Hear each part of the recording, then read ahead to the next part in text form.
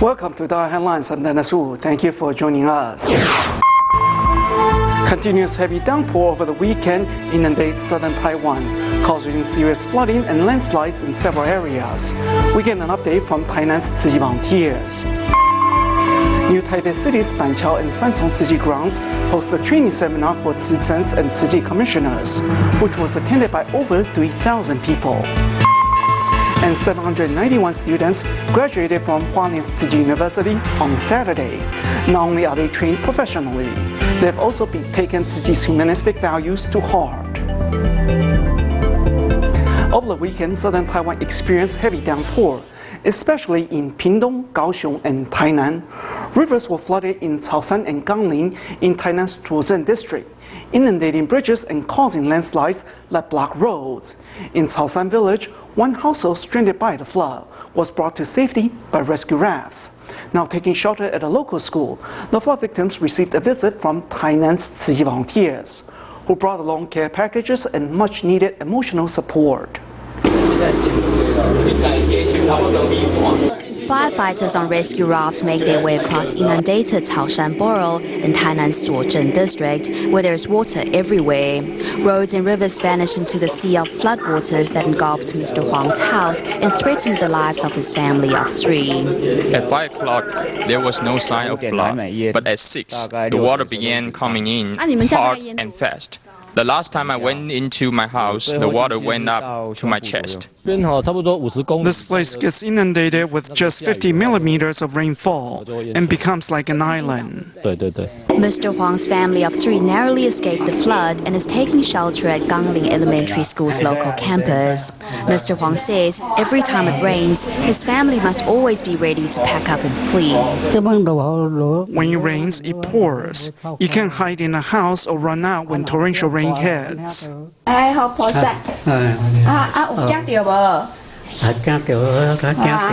Tzu Chi volunteers in the Tainan region brought care packages to show their support for Mr. Huang's family, who are still reeling from the floods.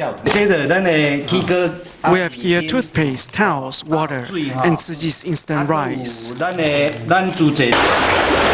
The heavy downpour flooded rivers and submerged Mingshen Bridge that connects Chaoshan and Gangling to other towns, causing it to be temporarily blocked. However, the raging waters didn't stop locals from trying their luck. We need the government to build taller bridges because there are instances of river encroachment that prevents water from being drained. Not only is the bridge blocked, the roads leading to the outside have also been sealed off after a landslide. Thankfully, before long, the roads were cleared and made accessible again. However, those living in low-lying areas are advised to heed weather warnings as there could still be more downpours. As we went to air, more torrential rains were forecasted to hit southern Taiwan. We will keep you posted. On with today's reports. A fire broke out in a scooter supply shop in Taiwan's Taoyuan in early May. Sadly, the shop's owner lost his son and granddaughter to the blaze, on top of his financial losses. In order to restart his business, the owner must first clean up the scene of the disaster. Thankfully, a group of Good Samaritans, including local Tzu Chi volunteers, have been coming by to help. In terms of materials, I lost about 3 to 4 million NT dollars, and the loss of lives, it's... A fire in early May at the scooter supply shop in Taoyuan torched Zheng Changfa's goods. Sadly, he also lost his son and granddaughter to the blaze. Local Tzu Chi volunteers have been helping him clean up for a month. We're just doing what we can to help him out so he can restart his business as soon as possible. That way he will have income and won't be in trouble financially. Students from the Taoyuan Agricultural and Industrial Vocational School are also here to help out to reciprocate Mr. Zheng's kindness. Whenever we got questions, the boss here is always eager to help us answer them. Now that a tragedy has struck his family, we're just here to help out. Touched by so many people's compassion, Mr. Zheng decided to donate some money to Tzu Chi. Whatever we can salvage, I'm selling it and donating the proceeds to Tzu Chi. Our society is very compassionate. Many people have come to help me out, including Tzu Chi volunteers. So I want to do my part to reciprocate. With everyone working together in unity, Mr. Zeng's shop will be cleaned in no time, allowing him to restart his life. Next to the Philippines, local Tima chapter held a dental free clinic in Quezon City last week to fulfill 145 patients' dental needs, like filling cavities, teeth removal, and teeth cleaning. The dental free clinic helped people regain their confidence, along with a smile. Our teeth play a big part in how we look. With a full set of teeth, you can speak with confidence. 29-year-old Nanette was missing a front tooth. So when she speaks, she covers up her mouth, fearing other people's stares. The tooth replacement is perfect. I'm very satisfied. With the dentist's help, my teeth are back to the way it was. I'm very lucky to have been a part of this free clinic. I'm also very happy that I've received such great help.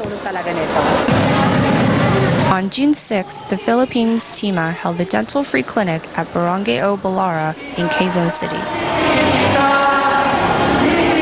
While the patients are waiting for their turn, Tzu Chi volunteers lead the crowd in song and introduce them to clothes and blankets made from recycled plastic bottles. I'm very surprised to find that plastic bottles can be made into clothes and blankets. I will start recycling points in my store to collect plastic bottles for recycling from now on. The patients were asked to bring in bags of plastic bottles for recycling, turning the free clinic into a place where smiles are rediscovered and also an introductory class to recycling.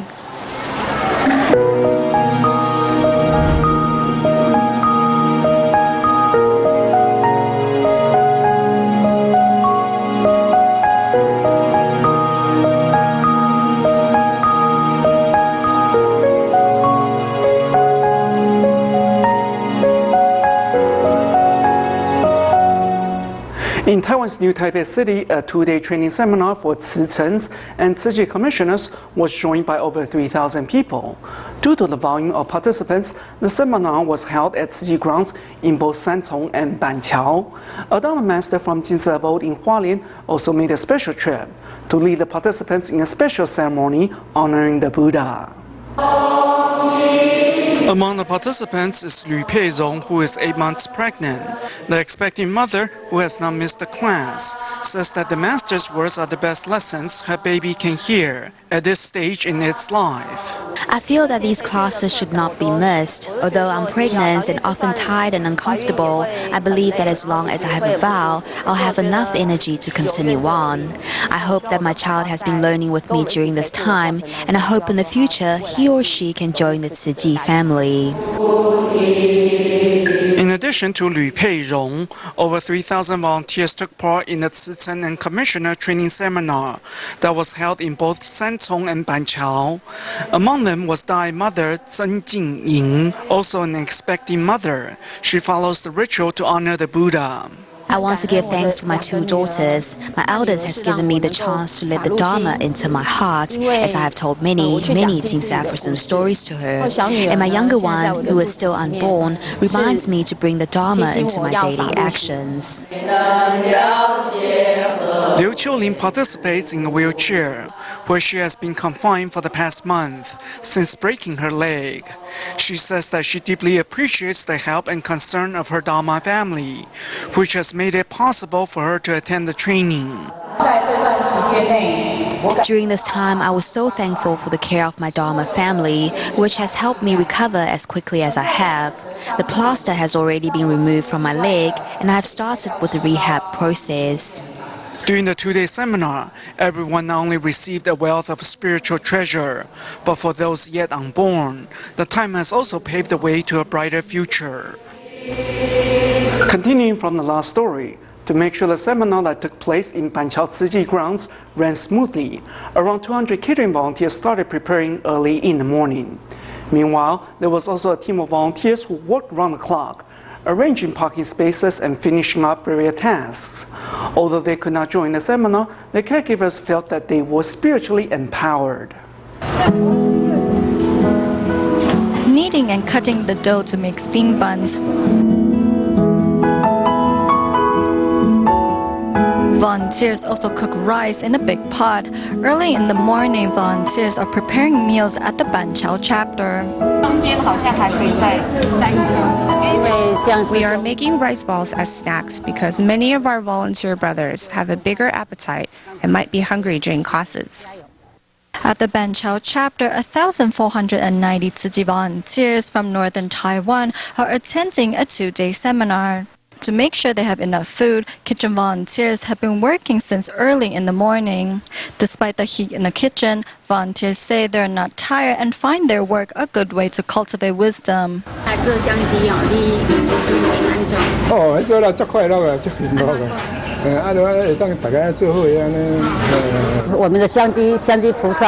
All the catering volunteers work happily as a team. To be honest, out of all the duties, doing kitchen work is my favorite.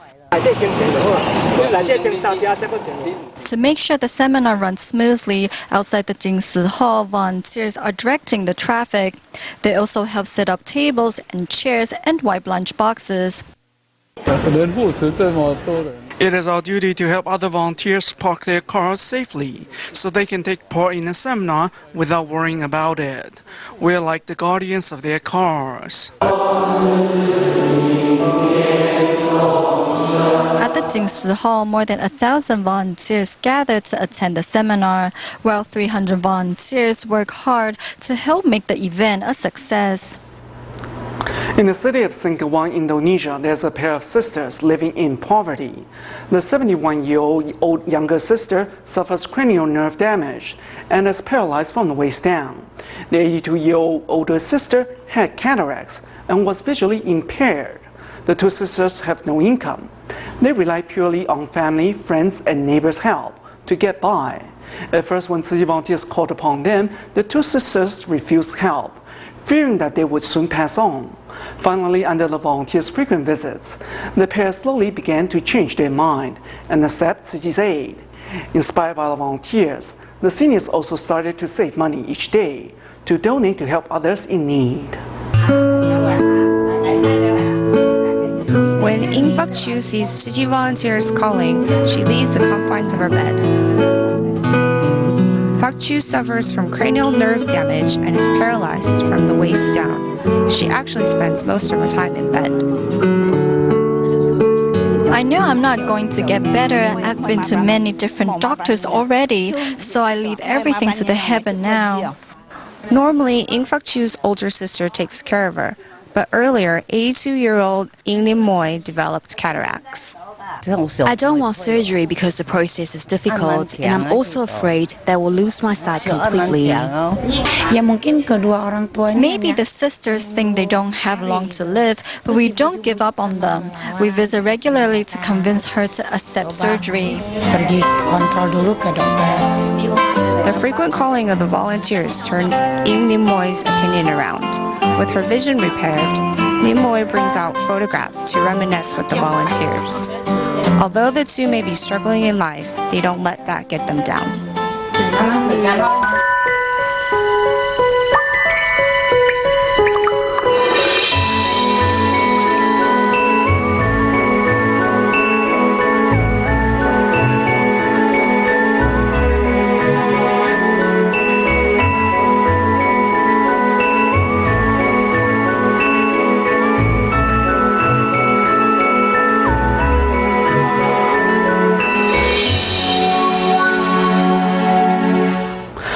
Tzu Chi University held this year's graduation ceremony last Saturday, June 9th. With sincere blessings from teachers, parents, and Master Zeng Yan, 791 undergraduate and postgraduate students who received professional training and were disciplined the Tzu Chi way entered a new phase in life. At the ceremony, apart from academic awards, students who have contributed to community service were also recognized. Let's take a look. As teachers help students switch the tassel to the other side of their academic cap, 791 students of Tzu Chi University are setting out on a new journey in life. Among the students standing on the stage to receive their Service Contribution Award is medical student Lin Wei-ling. Despite his busy university life, whenever Lin had free time, he always took part in free clinics to help send love to remote areas. From the 5th to the 7th year of my internship at the hospital, I realized that Tzu Chi is really a place of love. Whether it is taking care of the patients or communicating with their family members, I've gained a lot under the guidance of my teachers. Tzu Chi University was established in hopes of bringing up outstanding students who will reach out to the needy in our community. 真正的人生啊，我们要付出，对自己的父母要孝顺，对我们的周围社会等等要负起责任，要爱啊，把手呢伸长一点，把我们的爱呢播送给所有的开阔的人生。这就是各位大家学习了以后呢，开始。不只是要展示高飞哈，我们要脚踏实地走入人群。 Parents from far and wide all arrive for their children's graduation ceremony. Zhou Su-xia and her husband from Malaysia are here to witness their daughter's special moment. I sent my daughter here because of the master's philosophy. In the 4 years my daughter has been here, she has matured and become more thoughtful.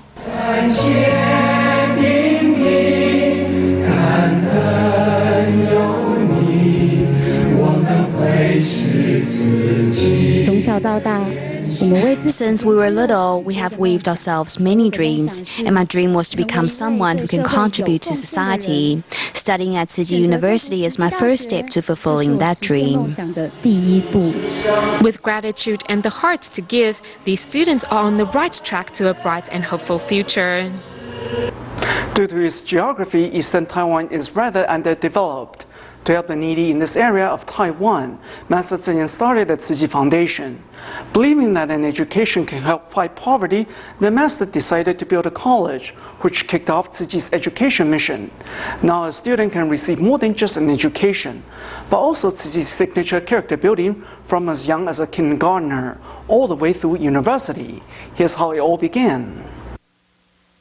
Situated in Taiwan's Hualien, the beautiful Tzu Chi College of Technology specializes in training the ever more important medical assistants. It all started 23 years ago. The school was formerly Tzu Chi Junior College of Nursing. When it opened in 1989, 107 students enrolled in the school, but over 20,000 people attended the inauguration. Master Zhen Yan felt that nurses needed to improve their service to be like the compassionate Guanyin Bodhisattva, observing the cries of the world. Besides training quality nurses, the school also hoped to help reduce the illegal trafficking of indigenous girls. To make it easier for them to attend the school, a special program was developed for indigenous students. We wanted to provide the indigenous women a chance to obtain a career skill that may help them obtain a proper profession with a stable income. This will help them reverse their families' fortunes. To help students adjust to life in remote eastern Taiwan, Yi-De mothers were created to watch over and guide the students. When male students were accepted, Tzu Faith Corps members were asked to join the counseling program as well. To Master Zhen Yan, her humanistic teachings have already been inherited by these volunteers, so the volunteers then take on the duty of passing down such values. By 1994, Tzu Chi Medical School had opened. The school hoped to train doctors to resolve the shortage of medical staff in eastern Taiwan. In 2001, the school became Tzu Chi University. But students still have to wear a uniform because of Master Zhen Yan's thoughtfulness. Uniforms help dress everyone in the same way, regardless of how wealthy or how poor you are. You only have to focus on your studies. This is important because it helps everyone feel equal. To help Tzuji's humanistic values take root in the next generation, Tzuji High School, elementary school, and kindergarten were also established. Education has to start at an early age. For a 1,000-year-old tree to grow that big, you have to nurture it and plant it right at the very beginning so it will take root properly. That's how education should be as well. Years ago, when Master Zeng Yan said she was going to start a college in the secluded eastern Taiwan, she was ridiculed. When tea ceremony and flower arrangement were included as the school's curriculum, they were laughed at. However, in spite of criticism, Tzuji's education mission continues forth and perseveres.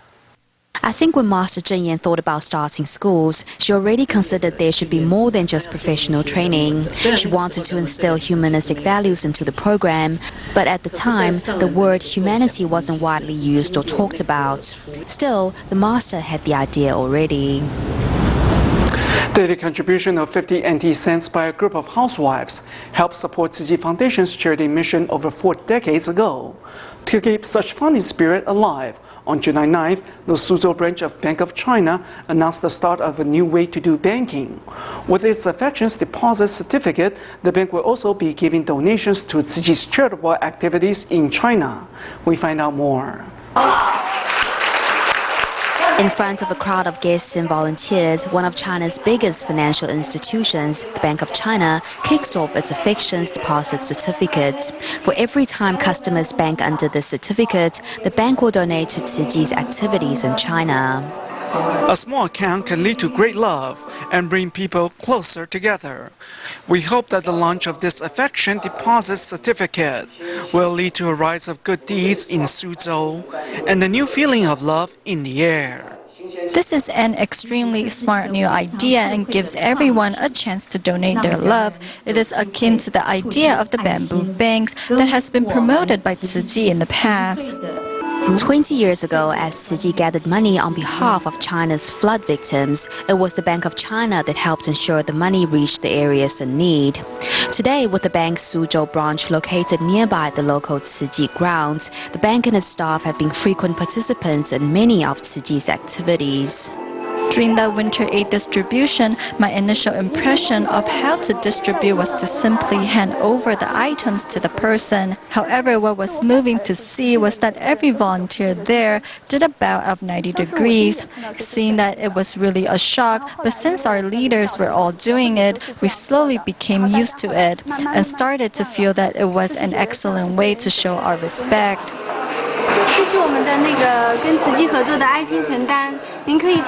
At the bank, employees discussed the details of the newly launched certificate with those doing their banking. This, along with the Jinsi efforts and posters that can be found on the walls, are all thanks to the hard work of volunteers who have brought great love into the most unlikely of places. At the end of today's program, we attend Read Malaysia 2012, held in Selangor. Once again, Tzuji's Jinsi Books and Cafe have been invited to showcase Jinsi publications, share Tzuji's humanistic values, and give tips on parenting. That's all the time we have for. Thank you for watching DaAi Headlines. Goodbye.